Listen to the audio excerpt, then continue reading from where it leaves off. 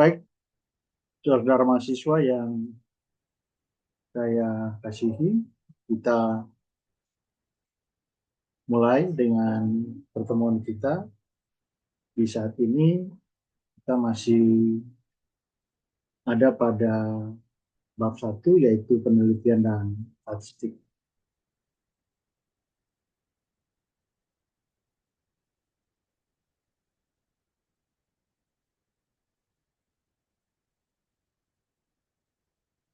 Kini kita masuk pada materi selanjutnya yang berupa paradigma penelitian. Subtopiknya itu paradigma penelitian ya. Nah, di sini kita melihat bahwa penelitian yang berkaitan dengan statistik secara utuh, yaitu penelitian kuantitatif.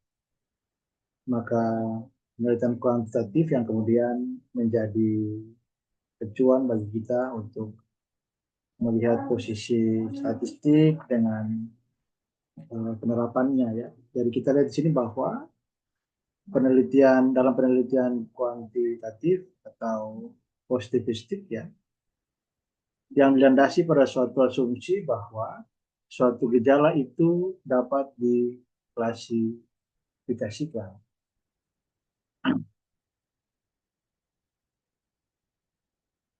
Dan hubungan gejala bersifat kausal sebab akibat. Ya tentu bahwa penelitian kuantitatif melihat masalah itu berkaitan dengan atau sehubung dengan adanya suatu gejala. Dan gejala tersebut dapat diklasifikasikan. Nah, konsep yang berkaitan dengan klasifikasi ini misalnya kita menggunakan uh, aspek variabel ya. Jadi kalau klasifikasi tertentu itu kita bilang variabel tertentu.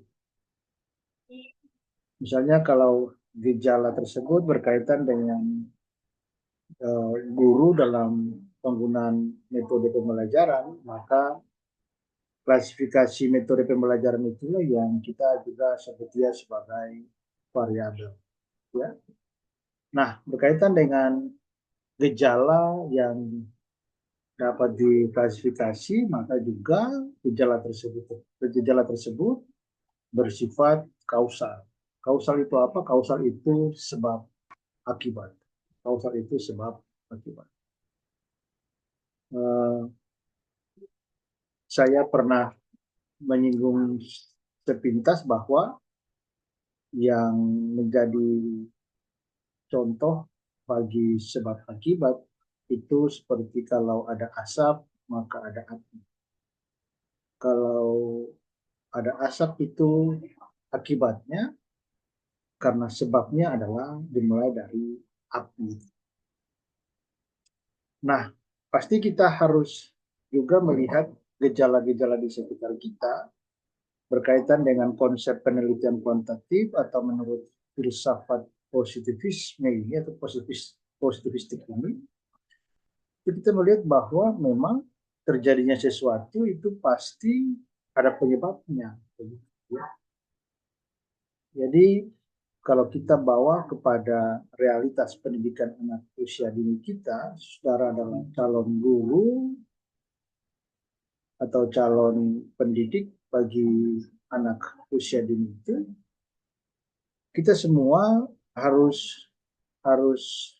siuman ya, harus bisa dapat menggunakan semua indera kita melihat bahwa oh ternyata gurunya tidak menguasai suatu model, metode atau strategi atau teknik pembelajaran, maka akibatnya adalah memang situasi kelasnya menjadi gaduh, siswa menjadi tidak disiplin, siswa menjadi tidak aktif dalam belajar, siswa memang tidak bersemangat dalam belajar, siswa bahkan mengganggu situasi belajar.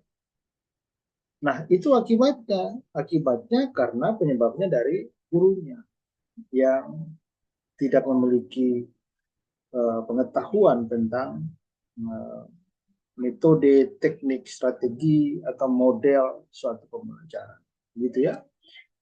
Kita bisa lihat banyak hal dalam kaitannya dengan aspek kausal ini, ya, aspek kausal.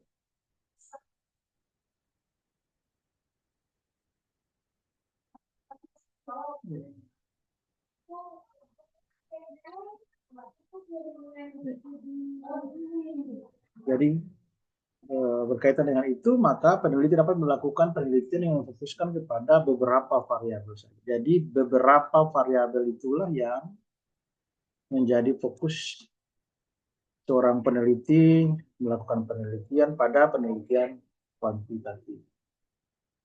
Ya. Nah, pola hubungan antara variabel yang akan diteliti tersebut selanjutnya disebut sebagai paradigma penelitian. Jadi pola hubungan antar variabel yang diteliti itu, jadi pola hubungan itu dalam penelitian kita, dalam suatu penelitian itu disebut sebagai paradigma penelitian atau model penelitian. Jadi paradigma penelitian dalam hal ini diartikan sebagai pola pikir yang menunjukkan hubungan, ya, yang menunjukkan hubungan antara variabel yang akan diteliti yang sekaligus mencerminkan jenis dan jumlah rumusan. Jadi kita memang menghasilkan klasifikasi gitu ya, klasifikasi dari gejala penelitian itu yang kemudian kita sebut sebagai variabel, ya, yang kita sebut sebagai variabel, ya, yang kita sebut sebagai variabel ini, ya, dia memang harus memiliki penjelasannya, ya, pola pikirnya itu apa berkaitan dengan variabel tersebut. Lalu kemudian kalau berhubungan dengan paradigma penelitian, maka pola pikir tentang variabel tersebut itu apakah, ya, memiliki hubungan atau tidak, ya, memiliki hubungan atau tidak, sehingga kita dapat menentukan jumlah rumusan masalah. Kita menentukan jumlah rumusan masalah. Nah, dan jumlah rumusan masalah yang perlu dijawab melalui penelitian, teori yang digunakan untuk merumuskan hipotesis, jenis dan jumlah hipotesis, dan teknik analisis data, teknik analisis statistik yang akan digunakan. Ini rangkaiannya. Ini suatu rangkaian dari penelitian kuantitatif itu. Jadi ketika kita sudah dapat merumuskan masalah, maka kita akan menjawabnya dalam metode penelitian teori yang digunakan untuk merumuskan hipotesis, jenis dan jumlah hipotesis, dan teknik analisis statistik yang digunakan. Berdasarkan hal ini, maka bentuk paradigma atau model penelitian kuantitatif khususnya untuk penelitian survei seperti pada gambar berikut. Gitu ya. Memang ada beberapa pendekatan, beberapa cara kita melakukan penelitian. Ini salah satunya, yaitu penelitian survei. Ya, ada juga yang dibilang sebagai penelitian eksperimen. Lalu kalau kalian nanti belajar di mata kuliah selanjutnya, itu ada yang kemudian dikenal dengan penelitian tindakan kelas. Ya, kalau di kualitatif itu banyak sekali penelitian-penelitian seperti penelitian studi kasus, penelitian sosial, humaniora, gitu. Ya. Nah itu saya tidak dapat berbicara banyak di situ ya, karena itu masuk pada penelitian kualitatif. Nah, kita lihat berikut paradigma penelitian, ya, paradigma penelitian, pola hubungan atau model penelitian yang berikut ini. Yang pertama, ini bicara tentang paradigma sederhana. Paradigma sederhana adalah paradigma penelitian ini terdiri atas satu variabel independen dan satu variabel dependen. Ya. Jadi paradigma sederhana ini adalah penelitian yang terdiri atas satu variabel independen dan satu variabel dependen. Kita lihat pada gambar berikut ini pola hubungan atau pola atau paradigma penelitian dari paradigma sederhana. Digambarkan bahwa ya ini kolom ya sel yang di dalamnya ada simbol X dan sel yang di dalamnya ada adalah simbol Y. Nah, simbol X dan Y ini itu menggambarkan variabel independen dan variabel X adalah variabel independen dan Y adalah variabel dependen. X dan Y ini adalah variabel. Ya. X dan Y adalah variabel. X ini adalah simbol, Y ini adalah simbol. X ini simbol dari gejala apa? Ya, dari gejala apa? Dari klasifikasi apa? Dari klasifikasi atau gejala yang namanya kualitas. Ya, untuk simbol X. Sedangkan untuk yang simbol Y ini,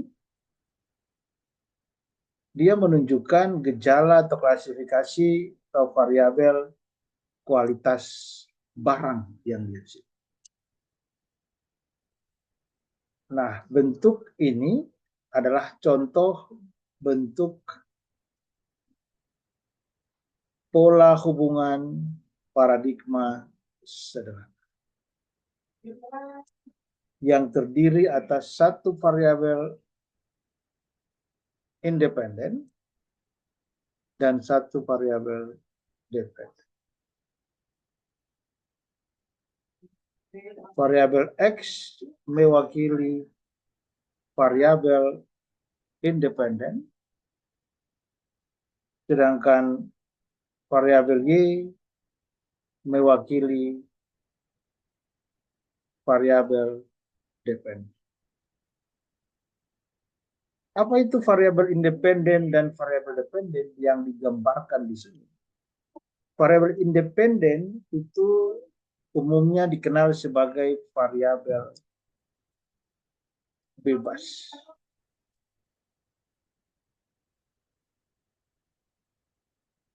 Variabel bebas. Variabel bebas atau juga dikenal sebagai variabel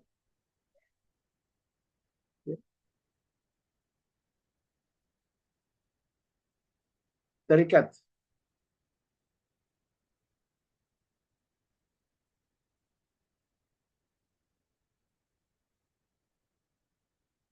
Terikat. Atau kalau dalam kausal disebut sebagai variabel sebab atau yang dibilang sebagai yang mempengaruhi.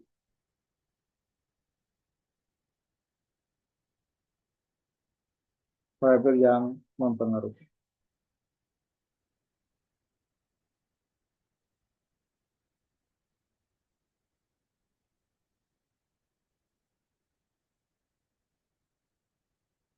Ini untuk variabel independen. Variabel independen adalah variabel bebas, disebut juga sebagai variabel bebas, disebut juga sebagai variabel terikat, disebut juga sebagai variabel sebab atau yang mempengaruhi. Sedangkan yang berikut, Y, disebut sebagai variabel dependen, itu dikenal sebagai atau umumnya dikenal sebagai variabel ini bukan variabel terikat ya. Ini variabel bebas saja ya. Variabel bebas eh,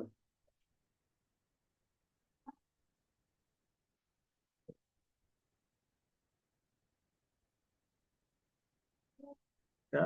Ini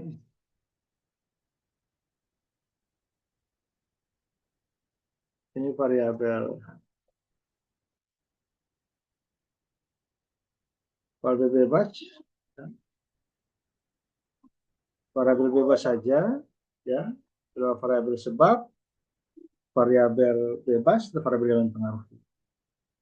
Sedangkan Y dikenal sebagai variabel terikat ya. Dia adalah variabel akibat atau yang dipengaruhi.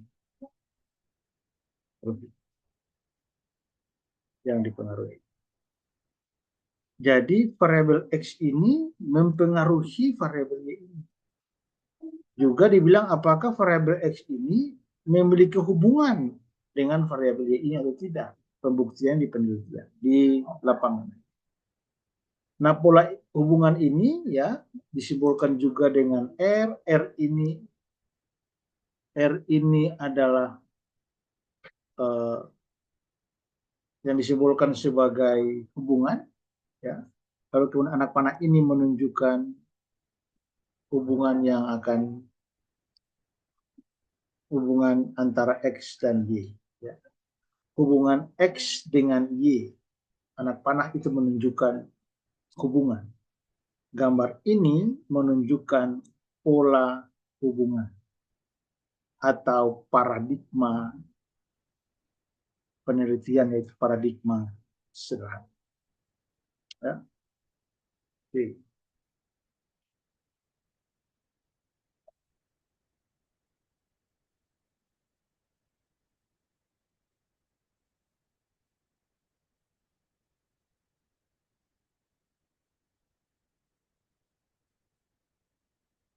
Nah, dari contoh paradigma sederhana tadi, maka terlihat bahwa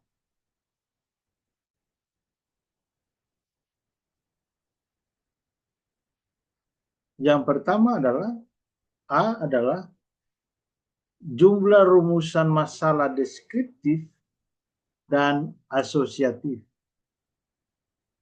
Untuk deskriptif itu sudah ditentukan di sini ada 2, sedangkan yang untuk asosiatif ini ada 1. Jadi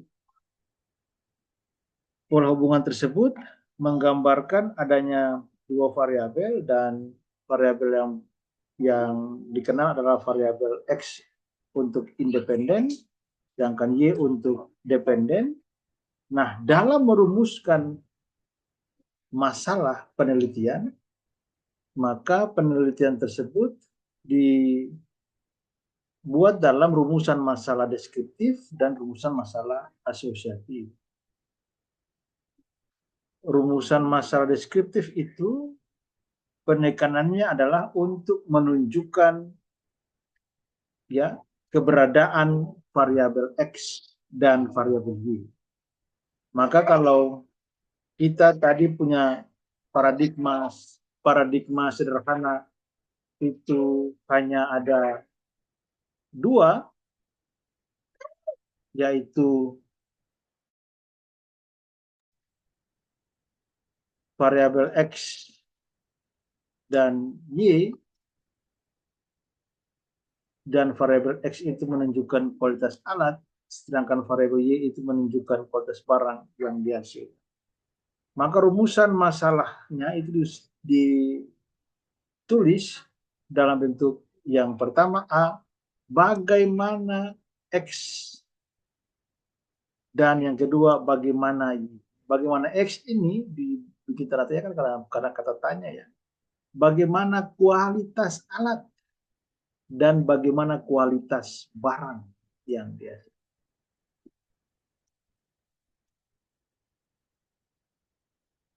Dan yang kedua, rumusan masalah asosiatif ya. Rumusan masalah asosiatif. Asosiatif itu lalu disebut sebagai hubungan.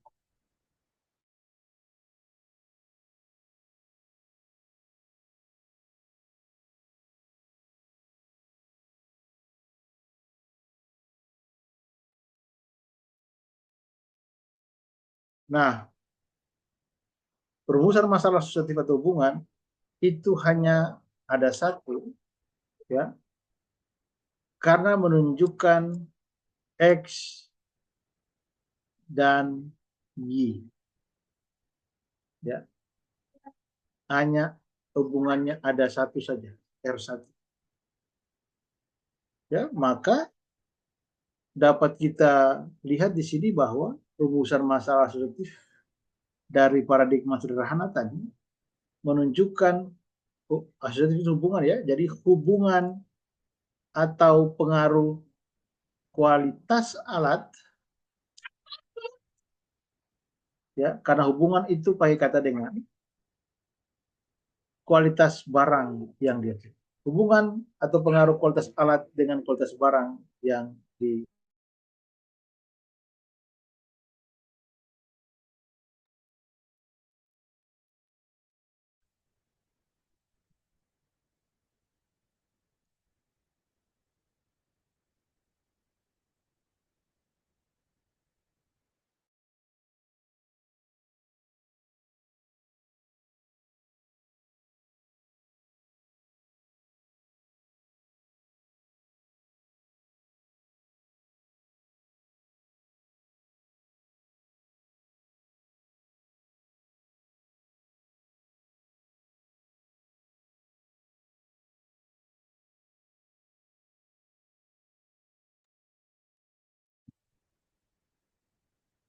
Nah, setelah rumusan masalah, selanjutnya adalah, ya, jumlah rumusan masalah dan jumlah rumusan masalah deskriptif dan asosiatif. Selanjutnya adalah tentang teori yang digunakan. Maka di sini dibilang ada dua.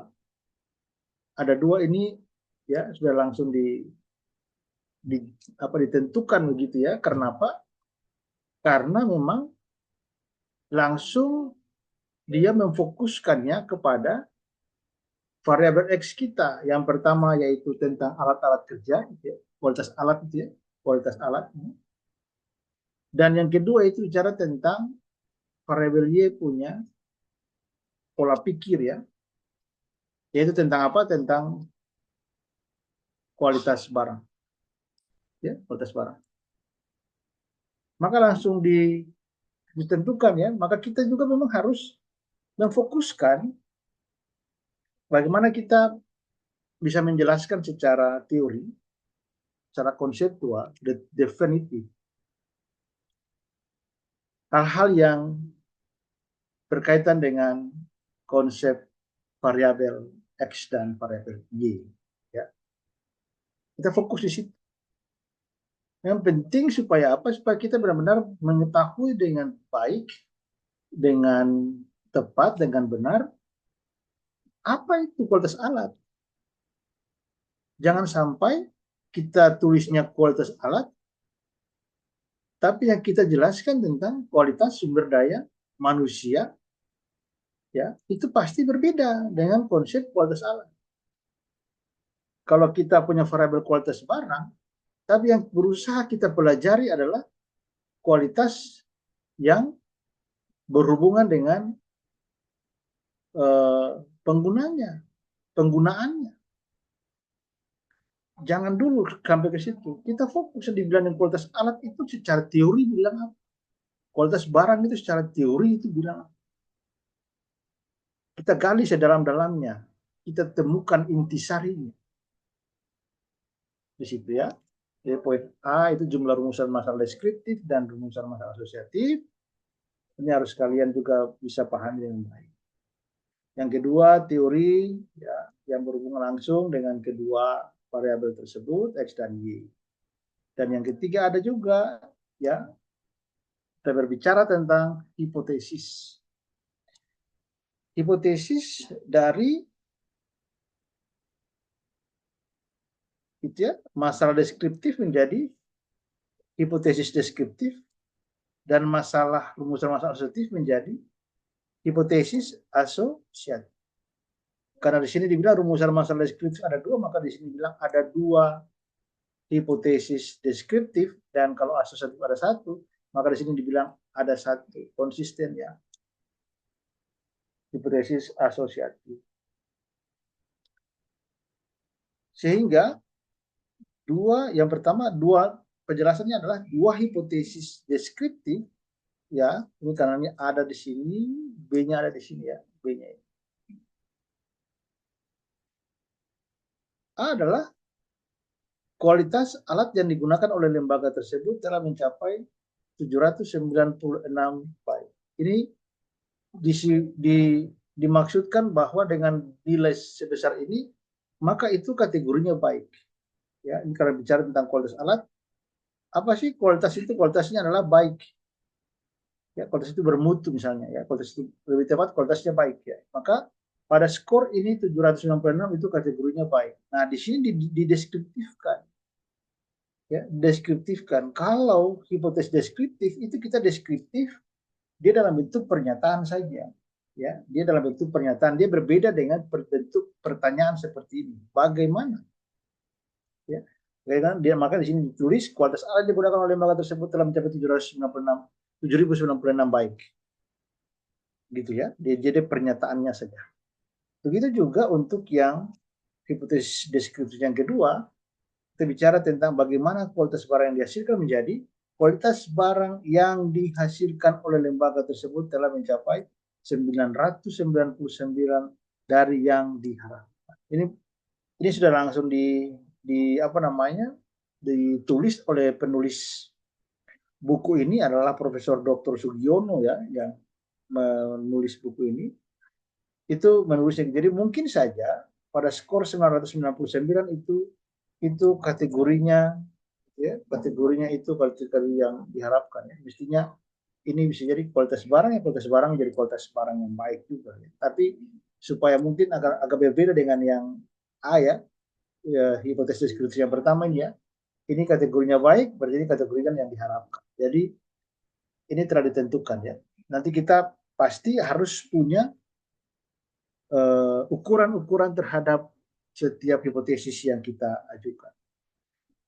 Nah, kualitas hipotesis pasti kalian sudah pernah dengar ya. Pernah dengar hipotesis itu dalam sederhananya itu dibilang sebagai jawaban sementara atau dugaan sementara, praduga ya. Nah, hipotesis itu ditulis sebelum seorang peneliti melakukan penelitian di lokasi penelitian. Jadi dia coba berhipotesa bahwa apa yang nanti saya teliti itu pasti sama seperti apa yang telah saya pikirkan itu. Ya, sama seperti apa yang telah saya tulis ini. Maka ditulis bahwa kualitas alat yang digunakan oleh lembaga tersebut telah mencapai 796 baik. Ini nanti diteliti ya, bahwa dengan kriteria ini ya, hasil penelitiannya sama atau tidak. Ya. Begitu juga dengan kualitas barang yang dihasilkan oleh lembaga tersebut telah mencapai 99 dari yang lain. Nah, ini dua hipotesis deskriptif. Sedangkan hipotesis asosiatif ya, hipotesis asosiatif hanya satu aja ya, arahnya ini ya, XK. Satu saja hubungan.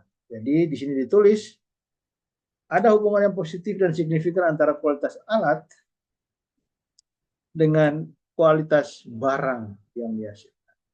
Ini juga hipotesis saja ya, hipotesa kita. Bahwa ada hubungan yang positif, di sini dipakai kata hubungan yang positif dan signifikan. Ya. Hubungan yang positif dan signifikan. Ini memang bahasa-bahasa dalam penelitian kuantitatif, dalam pengujiannya tetap harus menggunakan statistik. Ya.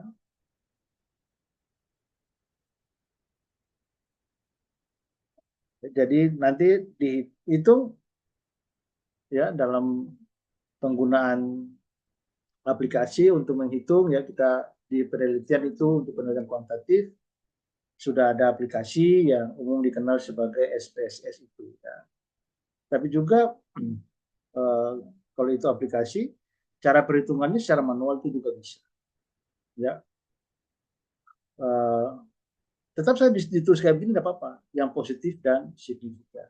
Nanti baru kemudian kita menguji dan kemudian kita menghasilkan sebuah hasil penelitian, dan kesimpulan dari penelitian tersebut adalah yang menjelaskan tentang positif dan signifikan. Tetapi juga berdasarkan data, memang data menunjukkan datanya positif, ya.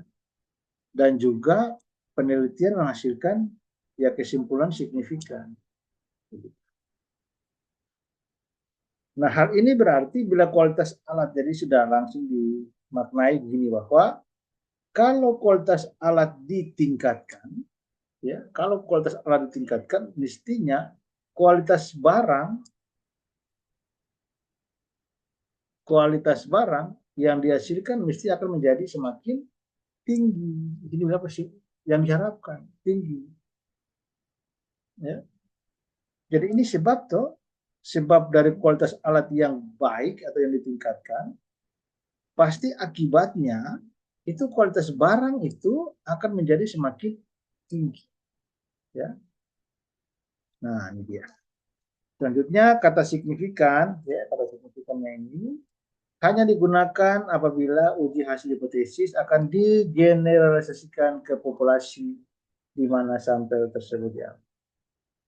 Artinya bahwa penggunaan signifikansi atau signifikan ini itu juga berkaitan, itu merupakan kesimpulan yang memang nanti penelitian ini tuh digeneralisasikan hasilnya juga ke populasi di mana sampel tersebut diambil. Misalnya gini, penelitian kita di PAUD, salah satu PAUD ya. Nah, PAUD itu, sekolah PAUD itu namanya populasi ya. Sekolah PAUD. Di dalamnya ada kelas A gitu ya, TKA, TKB gitu ya, ada kelompok bermain gitu ya. Tapi memang ada kelasnya beberapa. Maka dari populasi ini ya, kita mau mengambil yang namanya sampel. Maka diambillah kelas A ini sebagai sampel, sebagai proses atau sebagai objek yang mau diteliti di kelas A. Nah, dalam konsep tadi signifikansi, kalau kemudian kita meneliti di kelas A, padahal ada kelas B dan ada kelas selanjutnya, maka sudah tentu hasil penelitian kita di kelas B ya, itu dapat kita terapkan di kelas B dan di kelas selanjutnya. Gitu ya. Oke.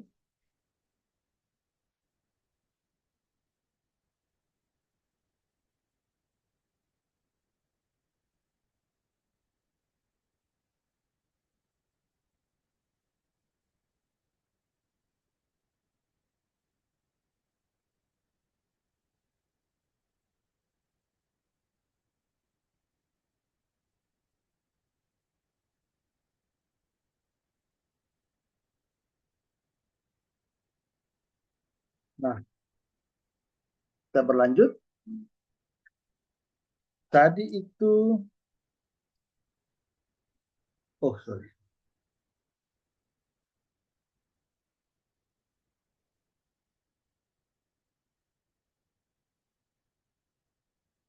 Tadi itu sampai di C hipotesis, selanjutnya kita masuk ke teknik analisis data.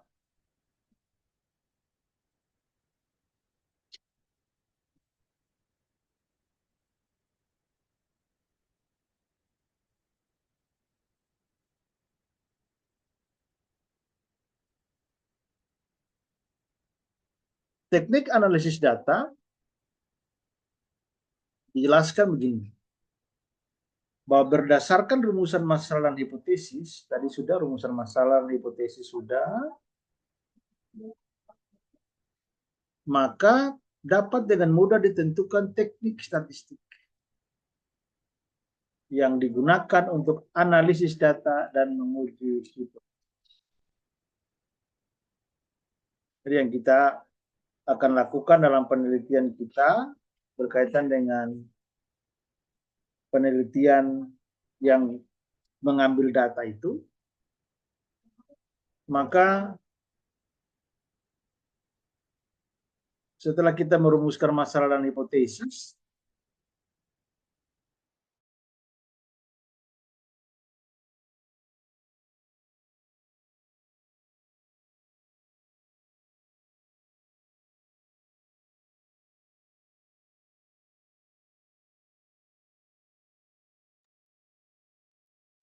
maka teknik statistik itu digunakan untuk analisis data dan menguji hipotesis. Ya, dan menguji hipotesis. Nah, kita lihat dari contoh yang tadi, maka untuk hipotesis deskriptif yang ada dua itu, ya, datanya berbentuk interval dan rasio, maka pengujian hipotesis itu menggunakan statistik t-test one sample. Jadi kita masuk ke penjelasan bagaimana melihat data interval, data rasio, ya, lalu bagaimana statistik t-test one sample. Ya. Tapi bahwa kemudian kita lihat bahwa tadi berkaitan dengan hipotesis deskriptif kita, itu kita bicara tentang kualitas alat, ya, tadi itu ya, kualitas alat itu mencapai skor 7096 dengan kategori baik. Ya, kita dapat mengujinya menggunakan tes one sample. Nanti kita dalam pertemuan selanjutnya akan melihat pengujian penggunaan statistik tes one sample. Sedangkan untuk hipotesis asosiatif hanya satu itu, ya, kalau datanya berbentuk sama, interval dan rasio, maka teknik statistiknya menggunakan korelasi produk momen. Ya. Namanya itu ya, teknik statistiknya namanya korelasi produk momen. Nanti kita lihat di pedoman umum memilih teknik statistik untuk pengujian hipotesis.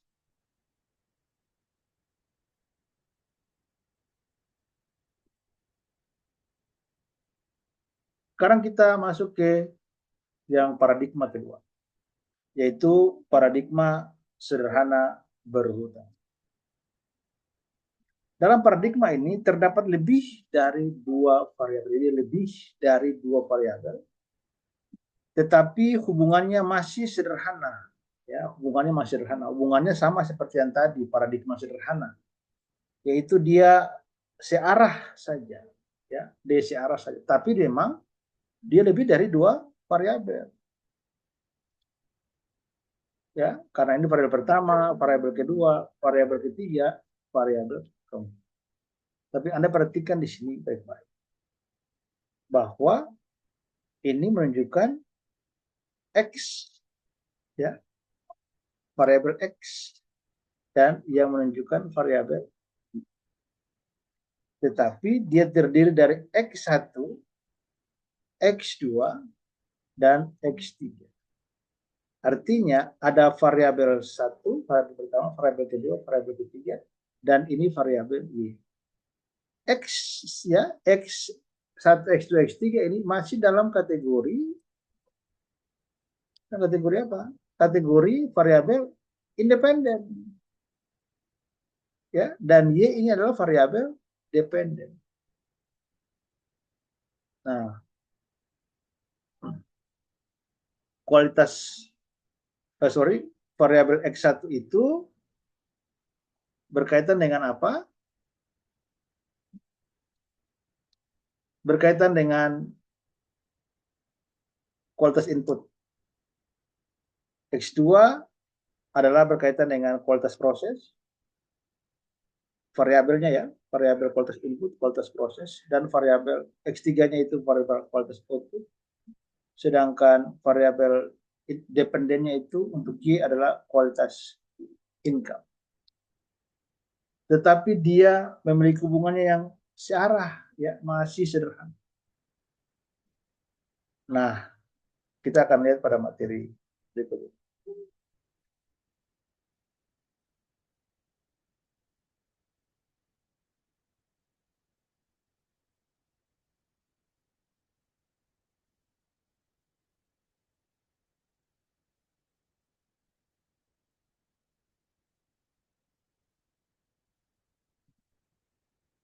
Oke, paradigma sederhana berurutan tadi, penjelasannya ini. Bahwa pada gambar di atas 136 paradigma sederhana menunjukkan hubungan antara satu variabel independen, ya, satu variabel independen dengan satu variabel dependen. Maka kemudian X1 ini X1 ya, ini X1 ya. Satu variabel secara berurutan, dia berurutan ya X1, X2, X3. Oke. Nah, di sini dibilang bahwa untuk mencari hubungan ya, antara variabel X1 ya, dengan X2. Jadi cari yang pertama tuh ini dulu. X1 dengan X2. Setelah itu X2 dengan X3. Setelah itu X3 dengan Y. Ya. Di sini langsung dijelaskan bahwa menggunakan ya teknik korelasi sederhana, teknik statistik korelasi yang namanya itu namanya teknik statistik korelasi sederhana.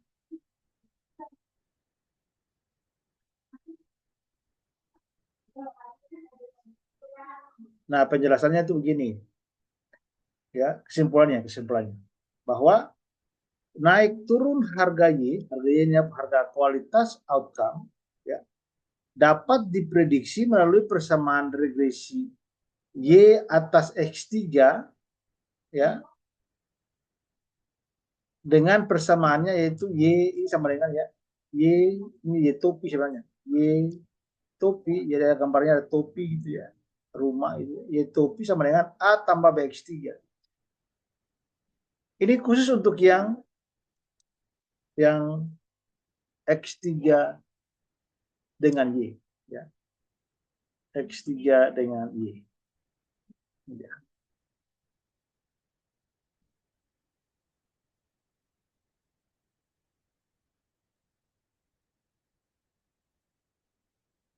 Nah, tugas kalian adalah berdasarkan contoh di atas, berdasarkan contoh ini, berapa jumlah rumusan masalah deskriptif, dan rumusan masalah asosiatif. Ya, tugasnya itu ya.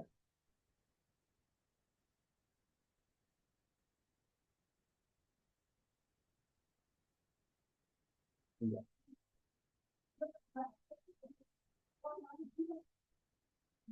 ya, tugasnya. Berapa jumlah rumusan masalah deskriptif dan asosiatif?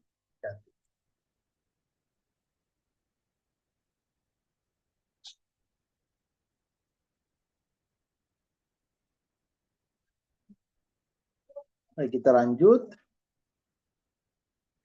Yang ketiga, itu terlihat tentang paradigma ganda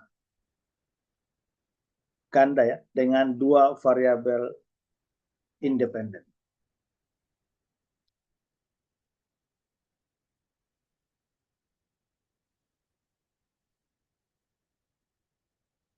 Kenapa dibilang ganda ya? Kenapa dibilang ganda? Karena kalau yang tipe sederhana tadi itu hubungannya itu kan searah, gitu ya. Hubungannya searah. Ya. Ada X, ya, ada Y, ya. Hubungannya searah. Kalau yang ini hubungannya menjadi ganda, ya. Bentuknya dia begini. Nah, kita lihat di penjelasannya bahwa dalam paradigma ini terdapat dua variabel independen. Ini yang dimaksud dengan ganda tadi. Ada dua variabel independen. X1, X2. Dan satu dependen, yaitu hanya Y. Dalam paradigma ini,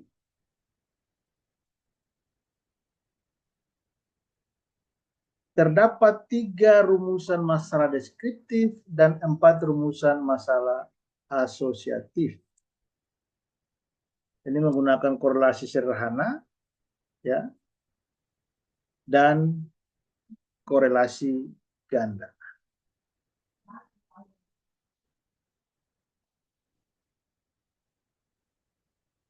X1 itu variabelnya adalah lingkungan keluarga, X2 itu variabelnya demografi, dan Y itu variabelnya adalah keberhasilan.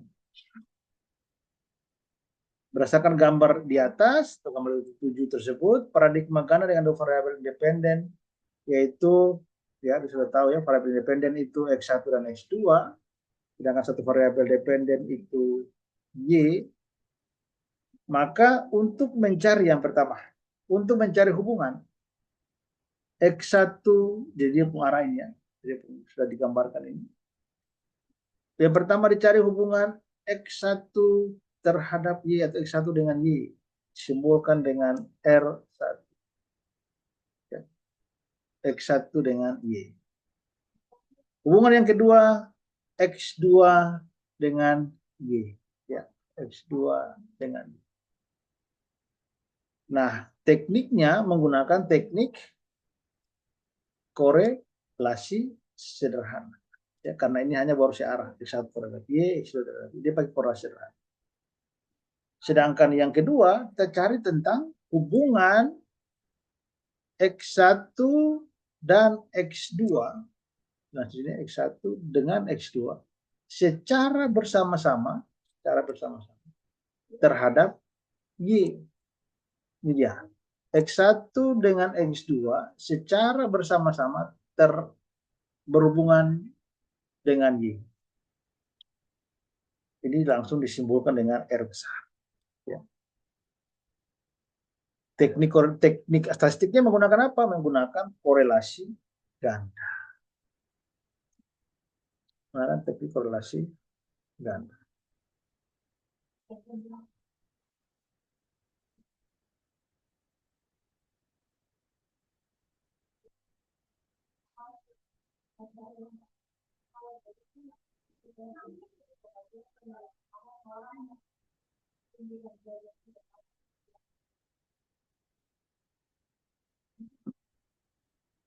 Tadi paradigma ganda dengan dua variabel independen. Sekarang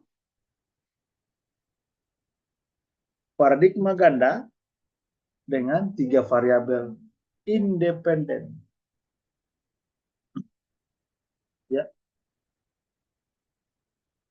Kenapa paradigma ganda? Karena memang hubungannya menjadi hubungan ganda antara misalnya gini ya, ini X1 dan X2 ya. Ada X2 dengan X3. Habis itu ada X1 dengan X3, X2 dengan X3. Itu semuanya terhadap Y. Semua terhadap Y. Makanya ini dia hubungan-hubungannya yang digambarkan dengan R1 itu adalah hubungan X1 terhadap Y. R2 itu hubungan X2 terhadap Y. X3 itu hubungan X3 terhadap Y. Ya. Yang R4 ini hubungan antara X1 dengan X2. R5 ini adalah hubungan antara X2 dengan X3. Dan yang keseluruhan X1 ya dan X3 memiliki korelasi dengan Y itu namanya R0. Ya, R0. Lalu X1, X2, X3 ini ya memiliki hubungan dengan Y. Jadi X1, X2, X3 ini paradigma ganda ini ya, tiga variabel independen ini memiliki hubungan dengan Y.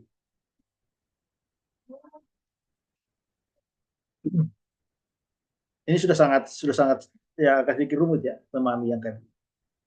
Tapi mudah-mudahan penjelasan yang saya sampaikan bisa Anda ikuti.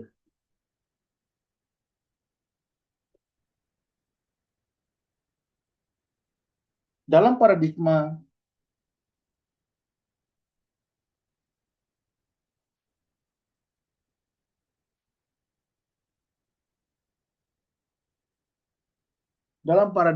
ganda dengan tiga variabel independen ini dijelaskan begini. Ada tiga variabel independen, satu itu yang dan satu variabel dependen yaitu Y. Dia memiliki langsung disebutkan nih, ada rumusan masalah deskriptif itu ada 4. Yang berikut rumusan masalah asosiatif itu yang sederhana ya ada 6. Ada 6. Dan yang ganda minimal 1. Ya. Bayangkan, rumusan masalah asosiatif itu ada 6. Yang sederhana ya, yang sederhana itu Anda harus berpikir DC arah. Ya. Kalau yang ganda itu 1. Ganda itu 1. Ya. Ganda itu 1. Yang langsung ya X1, X2, X3 terhadap Y. Ya itu coba disusunnya begini. Nilai dari variabel X1 itu apa? Nilai atau variabel X1 itu apa? Cara tentang kualitas mesin. X2 itu gaya kepemimpinan manajerial. X3 itu sistem karir. Dan Y itu adalah produktivitas kerja.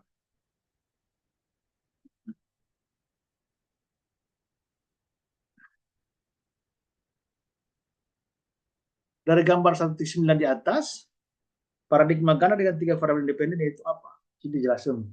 Paradigma ganda dengan tiga variabel independen 1, 2, 3. Sedangkan untuk mencari hubungannya antara yang pertama X1 dengan Y. Ya. Yang kedua X2 dengan Y.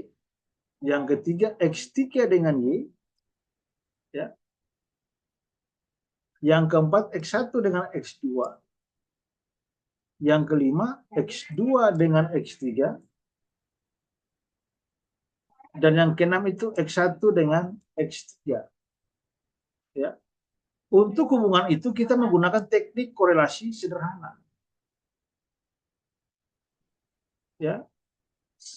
Sederhana. Sedangkan untuk mencari besarnya hubungan antara X1 secara bersama-sama dengan X2 dan X3 terhadap Y digunakan teknik statistik korelasi ganda. Maka kemudian ada regresi sederhana dan ganda serta korelasi parsial dapat diterapkan dalam paradigma. Tadi kita tidak bilang tentang korelasi parsial ya. Nanti kita lihat selanjutnya konsep korelasi parsial. Kita bicara tentang regresi sederhana, kita bicara tentang regresi ganda. Ya. Baik. Hal ini juga bisa coba Anda buat menjadi tugas ya. Ini menjadi tugas Anda bagaimana menyusun formulasi dari rumusan masalah deskriptif dan rumusan masalah asosiatif ya. Rumusan masalah asosiatif. Ya. Coba dibuat.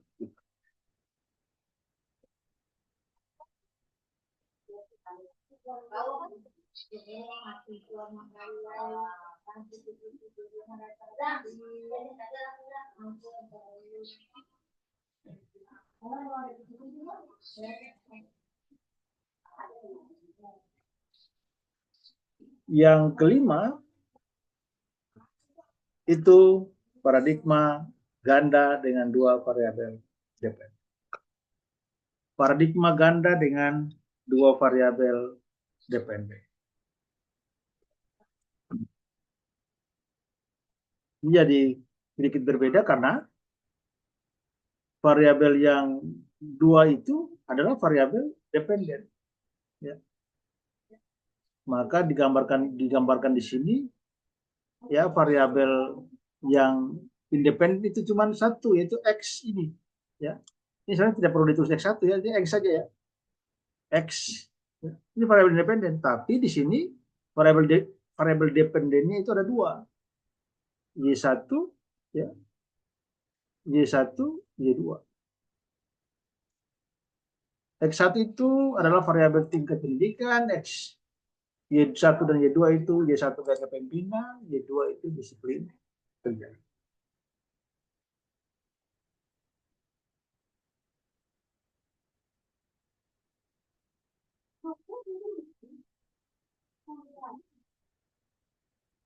Dari gambar di atas, itu gambar 1/10 tersebut, paradigma ganda dengan, ini bukan satu ya. Oh, sorry. Betul, paradigma ganda dengan satu variabel, ya, variabel independen dan dua variabel dependen. Nah, untuk mencari besarnya hubungan atau hubungan, maka kemudian itu antara X dan Y1, X dengan Y2. Ya, hanya searah, maka kemudian menggunakan teknik korelasi sederhana. Ya, untuk mencari hubungannya. Kalau mau mencari pengaruh menggunakan regresi sederhana. Demikian juga Y1 ya. Y1 dengan Y2 ya, menggunakan korelasi sederhana. Makanya di sini dibilang juga ada analisis regresi juga bisa digunakan di sini karena kalau menguji pengaruh.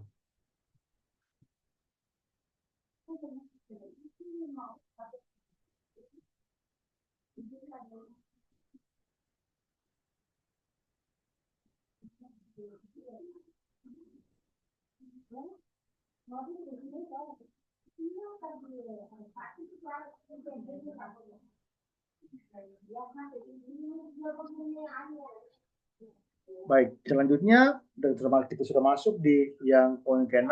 Poin ke-6 bicara tentang paradigma ganda dengan dua variabel independen dan dua variabel dependen. Bentuknya seperti ini. Ya, bentuknya seperti ini. Di sini dibilang bahwa terdapat dua variabel independen. Ya. Ini variabel independen itu X. Jadi maksudnya X2 ya mestinya ya. Ini X2.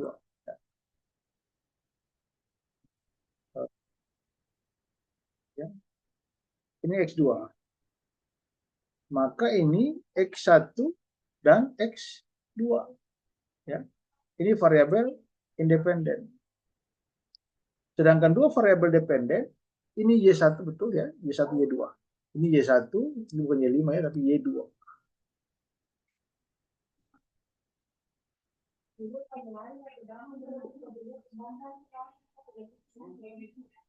Di sini dijelaskan juga bahwa terdapat 4 rumusan masalah deskriptif dan 6 rumusan masalah asosiatif atau hubungan. Ya. Hubungan. Teknik statistik yang digunakan adalah teknik, kalau ini hubungan bicara tentang korelasi sederhana, ya. Tetapi juga gunakan korelasi dan regresi ganda, ya. Jadi sederhana bisa, regresi sederhana bisa, tapi juga korelasi dan regresi ganda yang dapat digunakan untuk menganalisis hubungan antar variabel secara simultan. Di sini dijelaskan bahwa variabel X1 bicara tentang kebersihan kereta, X2 bicara tentang pelayanan kereta api, Y1 bicara tentang jumlah tiket yang terjual, Y2 bicara tentang kepuasan penumpang kereta api.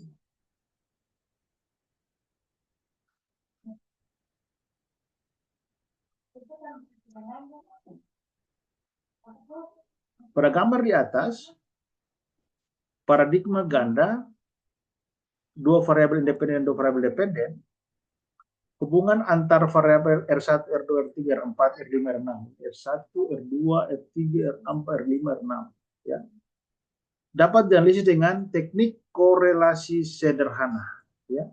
R1 itu menunjukkan apa ya? R1 itu menunjukkan X1 terhadap Y1. R2 menunjukkan apa? Hubungan X1 terhadap ya, X1 terhadap Y1, X1 terhadap Y2, itu R2. R3 positif. R2 itu X2 terhadap Y1. R3 itu X1 terhadap Y2, R4 itu X2 terhadap Y2. R5 itu hubungan variabel X1, X2, R6 itu hubungan variabel Y1, Y2. Begitu ya, ini dia hubungan X1 bersama-sama dengan X2 terhadap Y1 dan X2. Nah, ini dia. Hubungan kalau nih, hubungan X1, X2 terhadap Y1, Y2, itu ya, bersama-sama terhadap Y2, hubungan X1 bersama-sama dengan X2 terhadap Y1. Oh, X1 terhadap X2, hubungan X1 dan X2 bersama-sama terhadap Y1, ya, terhadap Y1 dan X1 X2 terhadap bersama-sama terhadap Y2. Dapat dianalisis dengan menggunakan korelasi ganda, ya, korelasi ganda. Dia bukan menggunakan korelasi sederhana. Kalau korelasi sederhana yang tadi di atas, ya, R1, R2, R3, bagaimana? Itu dianalisis dengan korelasi sederhana. Begitu juga analisis regresi sederhana bisa ini sederhana ya, bukan sederhana, itu sederhana. Maupun ini ganda ya, bukan banda, ganda. Dapat juga digunakan untuk memprediksi jumlah tiket yang terjual,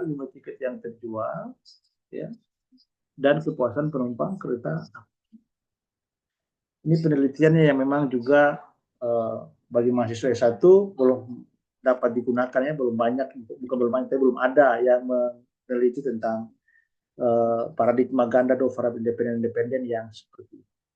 Ya, kita di mahasiswa S1 itu hanya umumnya ya, atau sampai saat ini itu masih paradigma sederhana, yaitu X terhadap Y.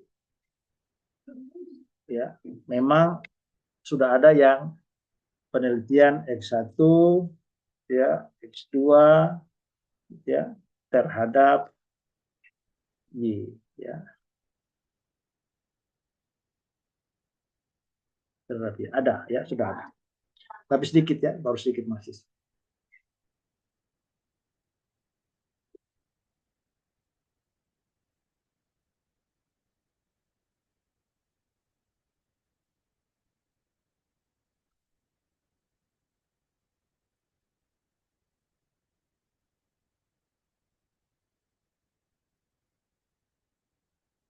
Nah, berikut ini yang ketujuh bicara tentang paradigma jalur. Ini kita lihat salah satu bentuk paradigma jalur, bentuknya seperti ini. Kita melihatnya dulu, memahaminya bisa dibaca ya. Karena untuk paradigma jalur, untuk yang ketujuh ini sudah atau banyak dilakukan, atau penelitian ini diwajibkan kepada mahasiswa pada jenjang pasca sarjana ya. Sudah kalau S2 sudah bisa kayak begini ya, tapi juga S3 atau doktor ya, magister yang bisa kayak gini, dokter juga bisa kayak gini. Ini bukan di S1 ya, belum bisa di S1. Ya, bentuknya juga yang seperti ini ya. Ya, banyak nih contoh-contoh untuk paradigma jalur ya.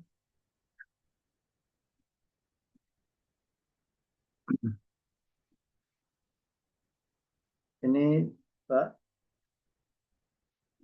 SEM ini ya. paradigma jalur ini.